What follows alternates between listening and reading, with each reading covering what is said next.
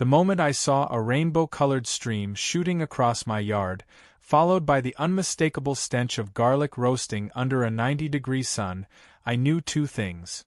1. This wasn't a hallucination brought on by heatstroke, and 2. Karen had officially declared war.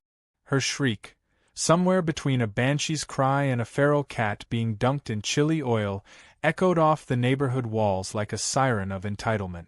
Kids were screaming, her inflatable unicorn pool was slowly turning the color of swamp water, and Karen, queen of the HOA, was wailing about chemical warfare, while soaked in a mixture that smelled like an Italian deli and looked like a crime scene. But if we're being honest, this battle didn't start with garlic. It started with a spigot. My spigot. 3 weeks before garlic-colored vengeance burst into the HOA's collective nightmares, things were fine. I'd moved into the neighborhood 2 years ago, trading in city chaos for suburban calm. It was a nice place, all cookie-cutter houses and aggressively green lawns, where every mailbox looked like it had been cloned in a factory. And I liked it.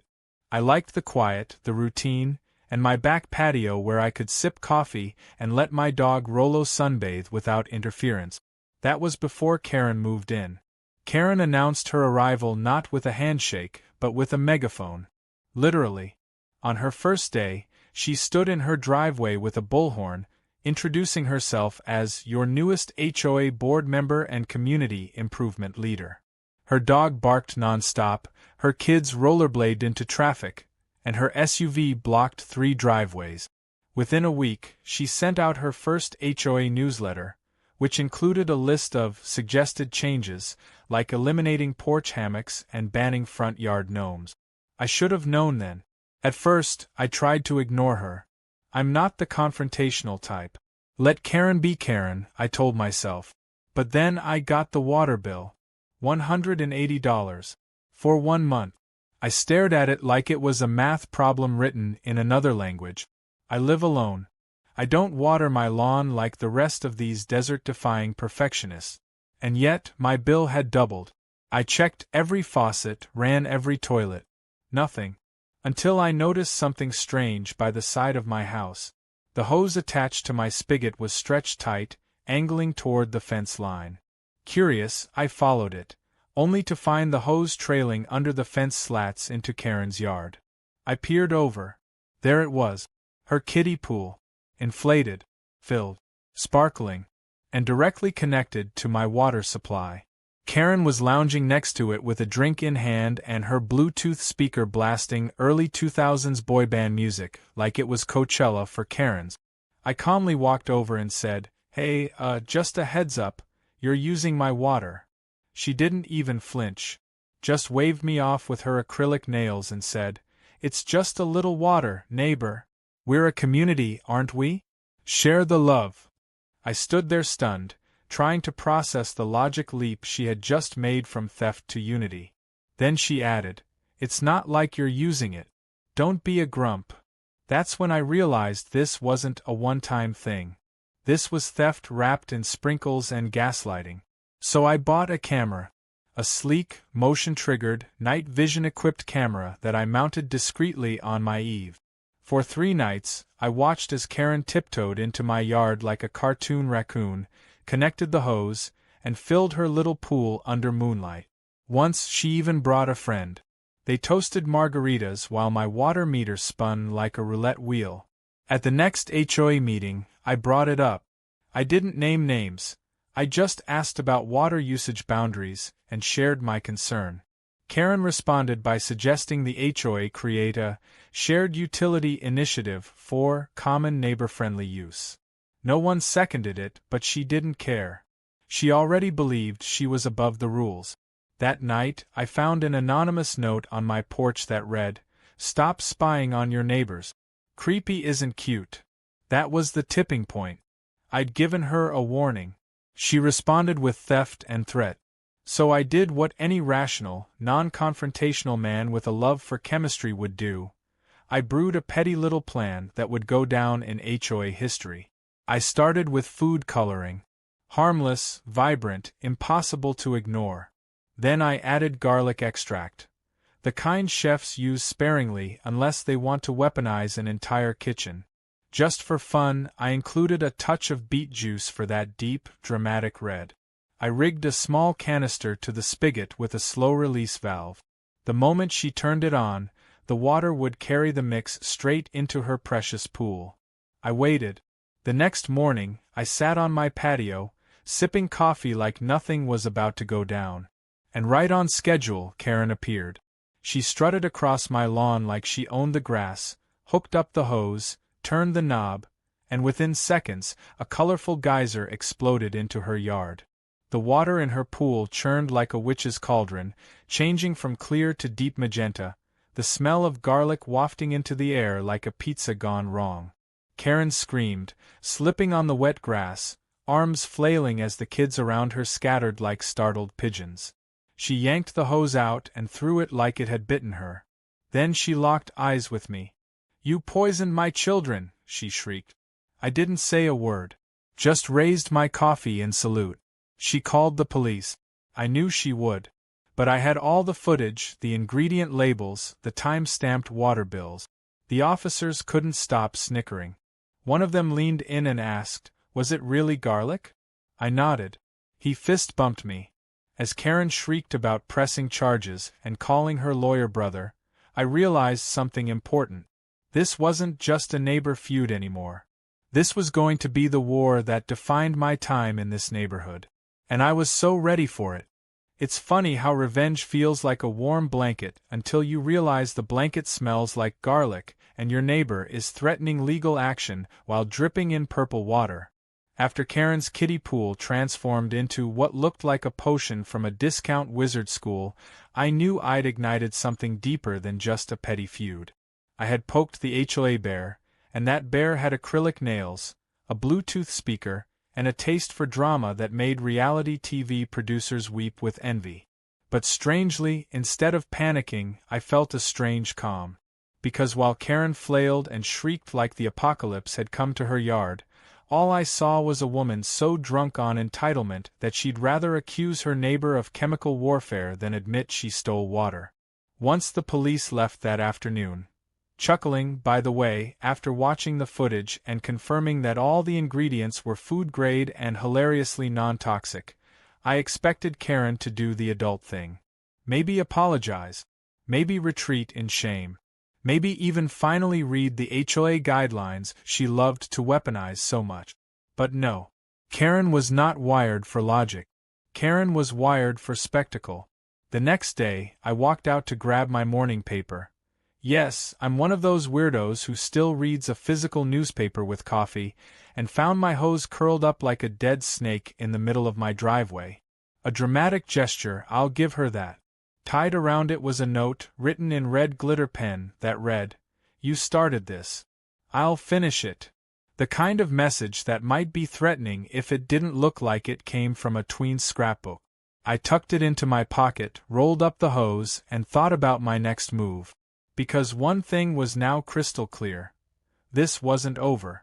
That evening, as the sun dipped low and cast golden light across the rooftops, I got to work. Karen thought she'd won some moral high ground because she cried in front of the police. But I knew the truth. She was counting on her connections, her HOA cronies, her sketchy lawyer brother, to back her up. I couldn't outscream her. I couldn't outdrama her. But what I could do was outsmart her. And I already had a few ideas brewing. I went back to the shelf in my garage labeled, "Just in case," and pulled out a small, unassuming box. Inside was a flow restrictor I'd bought years ago when I was testing water pressure systems for a smart home project. I paired it with a quick connect adapter and a simple inline dye injector. The result? A rig that looked harmless to the untrained eye but could turn any standard spigot into a paintball gun for liquid. And no, I wasn't going to do permanent damage. I'm not a lunatic. I just wanted to teach her a lesson she'd never forget. If the first incident had been an explosion of garlic and dye, this one would be more artistic. The next morning, I installed the rig in under 10 minutes. I kept it simple. Food-grade yellow coloring this time, with a hint of vinegar for that unmistakable "what is that smell?" confusion. The device would engage after 15 seconds of continuous flow, just enough time for her to believe everything was fine before her pool turned into what looked like liquid mustard. I activated the motion camera, sat back with my laptop, and waited. Right on cue, around 11:30 a.m., Karen's backyard gate creaked open. There she was, wearing oversized sunglasses, a visor, and dragging the deflated pool like it was her child's sacred heirloom. She strutted toward the spigot like it owed her rent. She didn't even check if I was home, bold move, considering the previous day's chaos. She hooked up the hose and turned the knob. Water flowed. For a few glorious seconds, it was all sunshine and splash. Then, as expected, the yellow tint began creeping through the hose like a bad omen. Within a minute, her pool resembled a vat of liquid cheese. Her sunglasses came off. Her mouth opened. She screamed the way someone might if they discovered a family of raccoons inside their purse. Then came the flurry of insults. "You absolute lunatic! You freak! What is this pea water?" I didn't answer. I didn't need to. The camera got it all, including the moment her dog decided to dive into the pool and started rolling around in the mustard-colored mess like it was heaven on earth. She stormed back into her house and, I assumed, straight to the HOA Facebook group, which I thankfully had muted months ago. That evening, a ping on my phone told me she'd taken it further. A message from the HOA. I was being summoned to an emergency hearing for aggressive behavior and intentional contamination of shared environmental spaces. That last part made me laugh. Shared space? My hose? My water? My yard? The hearing was scheduled 2 days later, and I spent those 48 hours preparing. I printed every water bill, labeled every security cam recording. I even prepared a scientific breakdown of every ingredient I used, just to hammer home that not only was nothing harmful used, but also that this entire saga could have been avoided if Karen had simply asked. Just once. Or better yet, not stolen from me. The HOA meeting was held in the Community Rec Center, a space that smelled faintly of cookies and defeat. Karen was already there, flanked by 2 of her lackeys, both of whom wore matching respect the rules pins like they were entering battle. Karen stood as I walked in and loudly announced, "There he is. The neighborhood menace." I said nothing. I sat down. The HOA president, an exhausted man named Dave, who looked like he aged 10 years since taking the job, called the meeting to order. Karen went first. She played her part to perfection, choked-up voice, trembling hand, claims of allergic reactions and property damage. She even brought her youngest kid, who looked bored and was playing a game on her phone the entire time. When Dave asked if she had proof of wrongdoing, she gestured vaguely toward me and said, "Ask him. He's proud of it." That was my cue. I opened my folder and calmly laid out the timeline. The footage of Karen stealing water. The note. The warnings. The ingredient list. The harmless nature of everything used. I passed it all out like I was giving a business presentation. By the time I was done, half the board looked uncomfortable. One member, a woman named Lila, who I'd never seen take Karen's side, actually laughed when I showed the video of the pool turning yellow. But the real moment came when I played audio of Karen, captured on camera, telling her friend, "It's not stealing, it's just resource reallocation. I mean, he's a single guy. He barely uses that spigot." That line landed like a lead balloon. Karen turned red. Not beet juice red. Not food coloring red. But genuine, blood-boiling rage red. She stood up, pointed at me, and screamed, "This isn't over. I'll sue you for harassment." Dave sighed and muttered, "Please don't." As the meeting ended, the board made no formal decision but said they'd review the evidence. Karen stormed out without another word. I left feeling something I hadn't expected, amused, victorious, and weirdly invigorated. She wanted a war? She'd just stepped on a landmine made of garlic and dye. And if she wanted to escalate, well, I had plenty more colors in the rainbow. 2 days after the HOA hearing, I found a note taped to my front door written in the same glitter pen Karen had used before. This one said, in all caps, "HOA Justice is coming." Below it, in smaller, Messier writing, she'd scribbled, "Enjoy your fines, thief." Now, I don't scare easy. But there's something especially unsettling about someone who commits petty theft, calls the cops on you, and then declares war using arts and crafts supplies. I took the note down, crumpled it, and walked straight to the trash can. I had a feeling the next act of this performance was just getting started, and I was right. The fine came the next morning. A thick envelope, HOA letterhead, very official-looking, and stuffed with sanctimonious nonsense. Apparently, I was being fined for unauthorized use of outdoor coloring agents, contaminating adjacent lots, and, my personal favorite, creating a disruptive spectacle that endangered neighborhood tranquility. The bill? $350. I read it once, then again, just to make sure I hadn't hallucinated that last part. Endangering neighborhood tranquility? That sounded like something they'd charge you with in a retirement home haunted by a poltergeist. I could have paid it. I could have rolled over and let the Karen machine win. But no. That wasn't going to happen. Not this time. I went back to my video files, downloaded everything to a flash drive, and prepared for round 2. Because if Karen wanted to drag this fight into the HOA's kangaroo court again, I was coming armed with more than garlic extract. I had receipts. I had evidence. And, as luck would have it, I had Ron. Ron was the local pool cleaner, a guy in his 50s with a deep tan, a permanent squint, and a habit of humming 80s rock under his breath. I ran into him while walking Rolo and casually asked if he'd ever worked on Karen's pool setup. He laughed and said, "Worked on it? I installed the pump, and then uninstalled it when she refused to pay me. Ladies nuttier than squirrel poop." I told him about the HOA hearing, and without missing a beat, he said, "Oh, you mean how she bragged about getting free water from her loser neighbor for 3 straight weeks? He even had the texts to prove it.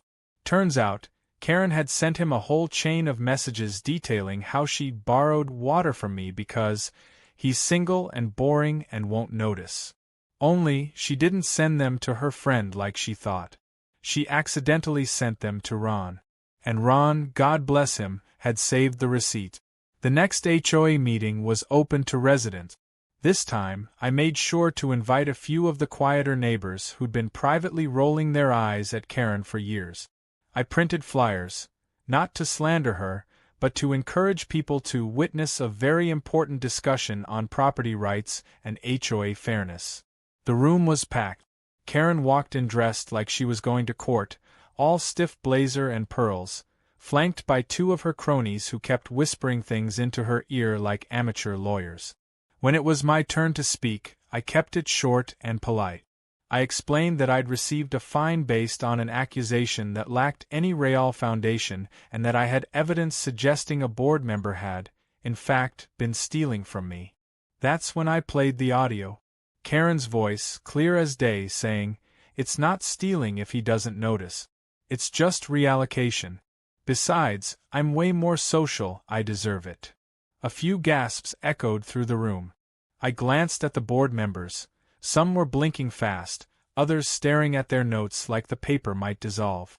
Then came the text. I handed out copies of Ron's screenshot. At first, Karen denied everything.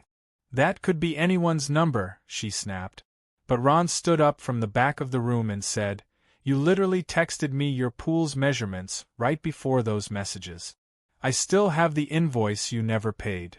Her mouth opened, closed, then opened again. No words came out. The HOA president, Dave, rubbed his temples like he was trying to physically push the headache out of his skull. Karen tried to pivot, said I was harassing her with surveillance, that I was obsessed and dangerous. But by then, the room had turned. People were whispering. Neighbors who'd once nodded politely at Karen were now exchanging knowing glances. The board ended the meeting early, saying they'd review the new evidence. Karen stormed out, heels clacking like angry typewriters. I didn't follow. I didn't need to. She was unraveling all on her own. But I wasn't stupid. I knew she wasn't done. And sure enough, later that night I caught her on camera again. It was past midnight. Rollo barked once, then quieted. I checked the live feed and saw her, wearing black sweats and a hoodie, hunched over the spigot like a burglar with no grip on irony. In her hand? A hacksaw. She was trying to cut off the spigot. My spigot. The same one she said she never used, never touched, and definitely didn't steal water from. I couldn't make this stuff up if I tried. I called the police. Again. This time, they arrived quickly. Karen tried to play the victim. Again. Said she was removing a health hazard and enforcing HOA standards. But the officer took one look at the footage and shook his head. She was arrested for trespassing and vandalism, and taken in without further drama, though she made sure to scream that she'd be filing a massive lawsuit. True to her word, she was out the next morning and immediately posted on Nextdoor that she was suing me for emotional distress, loss of property value, and digital stalking. I couldn't believe it. She was doubling down, despite being caught on tape, publicly humiliated, and warned multiple times. But then the twist came. Her lawyer was her brother. And suddenly, the situation escalated from Karen being a nuisance to Karen trying to drag me through the court system. A letter arrived that week from a small-time law office with her brother's name on the header. It claimed that I had waged a campaign of harassment, tampered with residential water systems, and, my favorite, engaged in biochemical aggression via unnatural food-grade agents. I had to read that one 3 times to make sure it wasn't a joke. I even Googled biochemical aggression, just to see if it was a real thing. Spoiler, it's not. But the tone of the letter made one thing very clear. Karen and her brother were serious. So, I called a lawyer of my own. And just like that, what began as a stolen sip from a spigot was now a full-blown legal war. But if Karen thought she could win just by yelling louder and filing nonsense paperwork, she had no idea who she was dealing with. Because I wasn't just some quiet guy with a camera and a coffee habit anymore. I was fully activated. And I had a plan. I never thought I'd end up hiring a lawyer over a garden spigot, but then again, I never thought I'd have a neighbor who weaponized kiddie pools and glitter pens either. After Karen's brother sent that absurd legal letter accusing me of biochemical aggression and water sabotage, I knew I couldn't just laugh it off, tempting as that was. So I called up an old college friend, Nate, who now specialized in civil disputes and had an appetite for the absurd. When I explained the situation to him over the phone, he paused for a solid 5 seconds, then said, "Okay, so let me get this straight. She stole your water, you responded with food dye and garlic, and now she's suing you for emotional distress. This is gold. I'll take it." We met the next day at his office. I brought everything: video footage, printed screenshots, HOA letters, Karen's notes, even a sample of the yellow dye bottle just to show it was edible and non-toxic. Nate reviewed it all while muttering phrases like, "This is peak suburban warfare," and "I can't believe this isn't already a Netflix docuseries." He wasn't just confident, we had every scrap of evidence anyone could possibly need to shut her down. Her lawsuit wasn't about justice. It was about intimidation. She was trying to wear me out, get me to fold, maybe pay her a settlement just to make her go away. But that wasn't going to happen. Meanwhile, Karen wasn't slowing down either. If anything, she'd doubled her efforts. She started walking around the neighborhood telling anyone who'd listen that I was dangerous, unstable, and possibly running some kind of underground chemical operation. She claimed her children had developed mystery rashes, and her property value had plummeted. She went door to door with a clipboard, collecting signatures to remove me from the HOA entirely. Some people signed. Most didn't. A few even came to my door after and apologized, saying she was relentless and they just wanted her to stop talking. One neighbor, an older man named Don, simply said, "Son, she once tried to get me fined for having a wind chime. You do what you have to do. The court hearing for her civil claim was scheduled for a Thursday morning at the local municipal court. I wore a collared shirt and khakis, because this was still America and we dress up for ridiculous legal proceedings. Karen arrived in a full-blown business suit with shoulder pads that could have taken flight in a strong wind, dragging a rolling suitcase like she was heading to an international arbitration summit. Her brother trailed behind, smug and smugger, carrying a stack of papers I could only assume were equal parts fluff and fiction. When the judge entered, he looked more tired than angry, which seemed appropriate. The case began with Karen's brother outlining their claim: emotional trauma, neighborhood defamation, and loss of joy in her own home due to public humiliation and exposure to weaponized organic compounds. I watched as the judge raised his eyebrows so slowly it felt like a comedy bit. Then Karen spoke. She launched into a tearful narrative about how she and her children had been targeted by a hostile neighbor who engaged in guerrilla warfare using chemical substances, and that she lived in constant fear. She even claimed her dog had refused to drink water from the backyard ever since. Then it was my turn. Nate stood and calmly presented our case. First, the video footage showing Karen repeatedly trespassing and using my water without permission. Then the texts Ron had received detailing her bragging about reallocating my water. Then, the best part, excerpts from the HOA bylaws that explicitly prohibited one resident from drawing resources from another without written permission. Nate delivered everything with the composure of a man serving a slow-cooked meal, savoring every moment.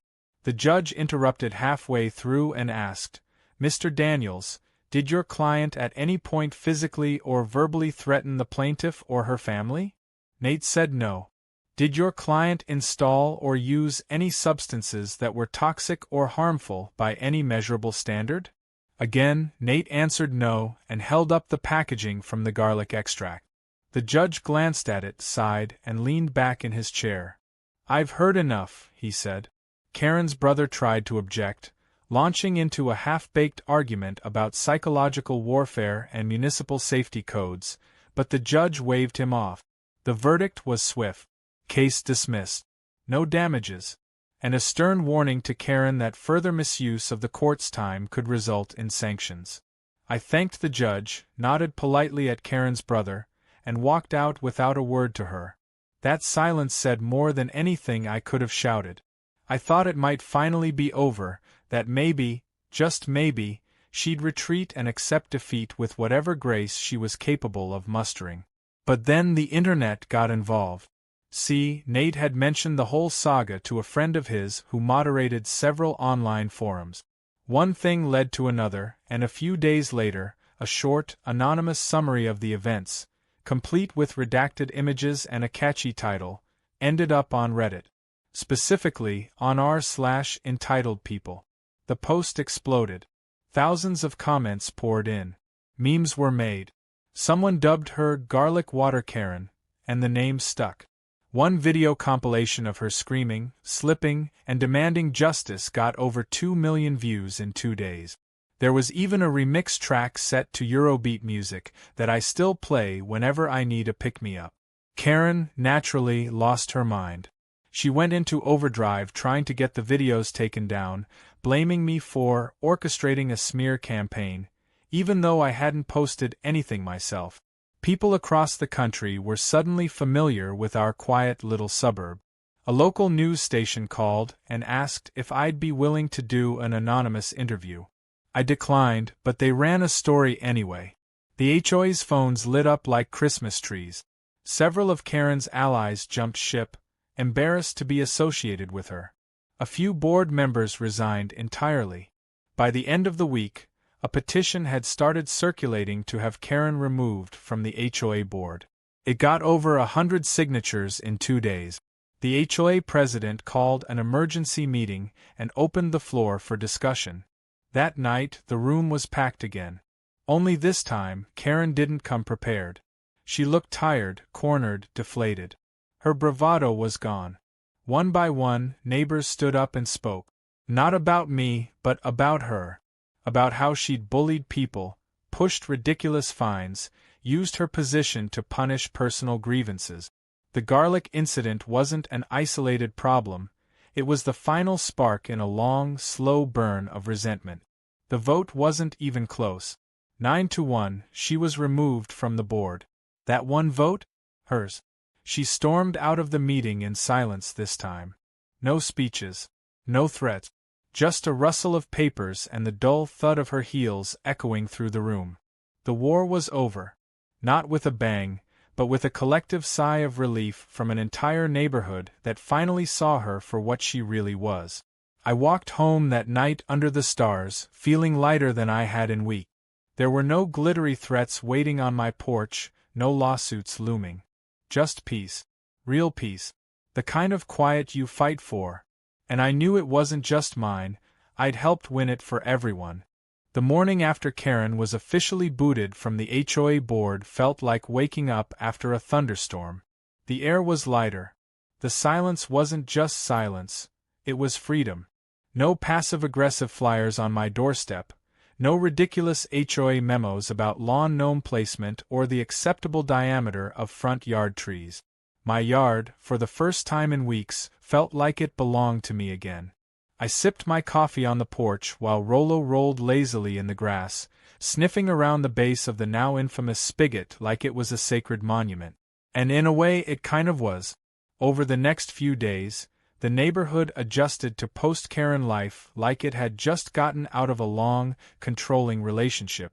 People smiled more. Conversations at the mailbox lasted longer.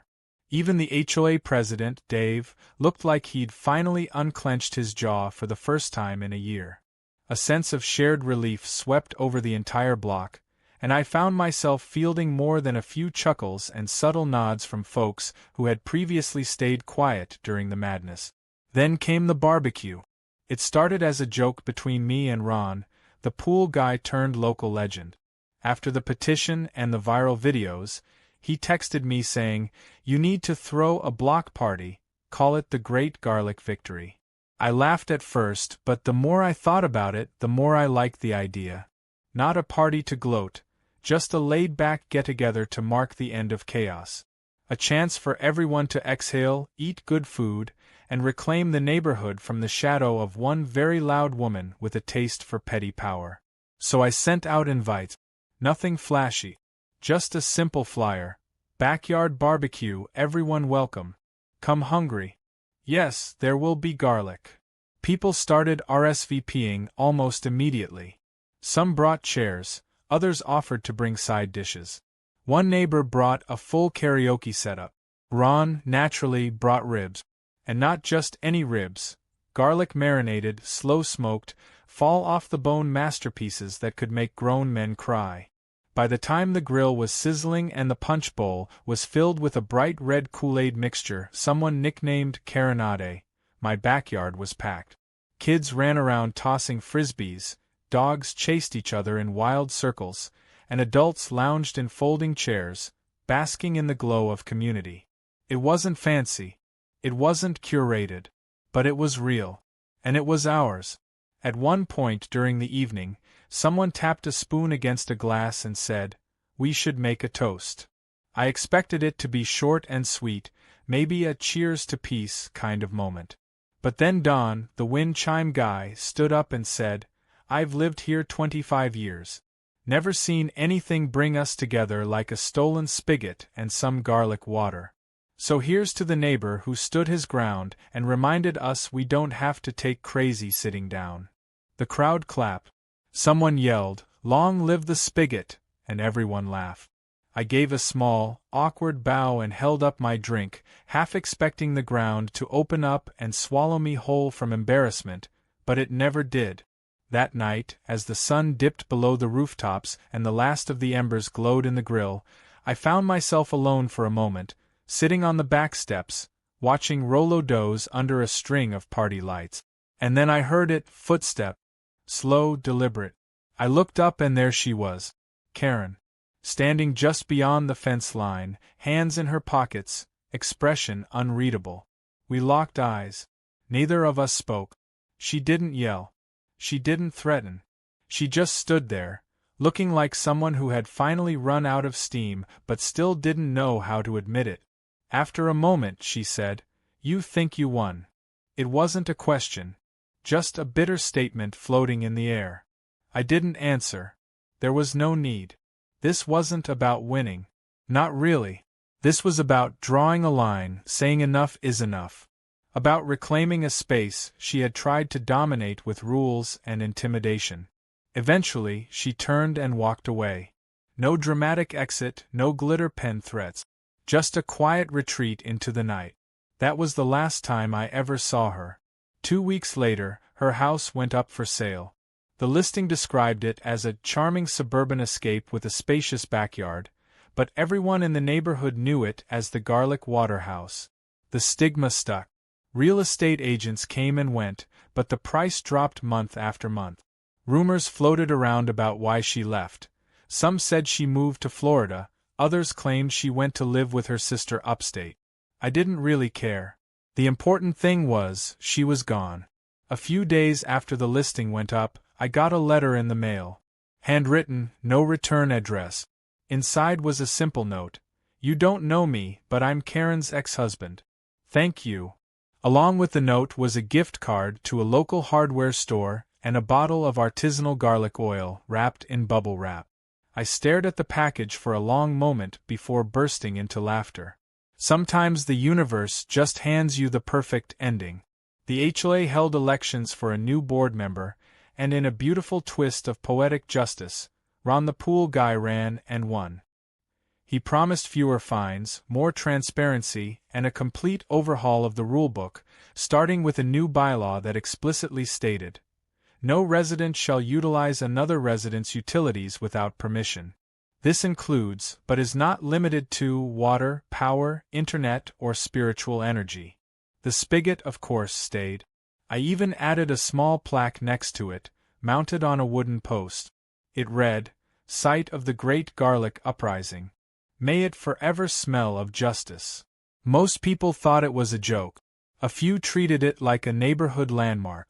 But every now and then, I'd catch someone showing it to a new resident, explaining the saga with a dramatic flair like they were retelling a war story. As for me, I went back to my routine. Quiet mornings, evening walks with Rollo, tinkering with gadgets in the garage. I didn't become the neighborhood hero or anything dramatic like that. But I did earn a quiet respect, the kind that comes from standing your ground without losing your mind. And every time I turned on that spigot, heard the water rush through the hose, and watched the sunlight bounce off the drops, I smiled. Because some victories don't come with trophies. They come with peace, garlic ribs, and the satisfying knowledge that you never let a Karen steal your water without a fight.